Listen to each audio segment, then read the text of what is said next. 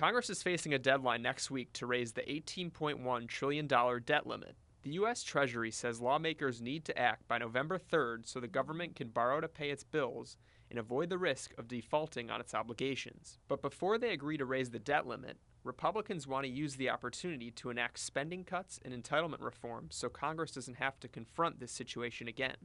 Republicans have been successful in achieving concessions in past debt limit battles, but time is running short as the pressure mounts.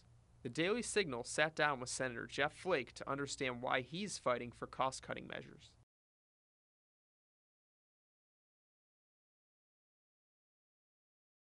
Any good budget agreement that we've gotten over the past couple of decades has been by virtue of the debt limit coming up and having some negotiations so that we don't get into this situation so quickly again. I know the White House and President Obama have said, right, no spending cuts, we want this clean. And in 2011, you were able to extract concessions and spending cuts. I mean, what do you think's different this time? I don't know if we can this time. I think the president is pretty firm, and he knows that in the end, Republicans are in charge of both bodies, and we will take the blame if we don't raise the debt ceiling. For Flake, the ultimate goal is addressing the government's mandatory spending, either now or in the weeks before government funding expires on December 11th. So obviously, we've got to go into entitlement spending. Only 1/3 of the budget is discretionary.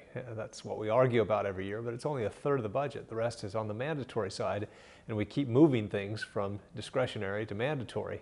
And so, fewer things that, items that we want to target, will make a difference. Flake isn't optimistic about how next week's battle will play out. He believes there's a strong likelihood Republicans won't get the concessions they want. I would like to roll it all together and do a big deal, which reaches into mandatory spending and get some savings there, changing some of the formulas on Social Security and Medicare, because that's where the real savings are. But I don't think that's likely to happen in the next couple of days.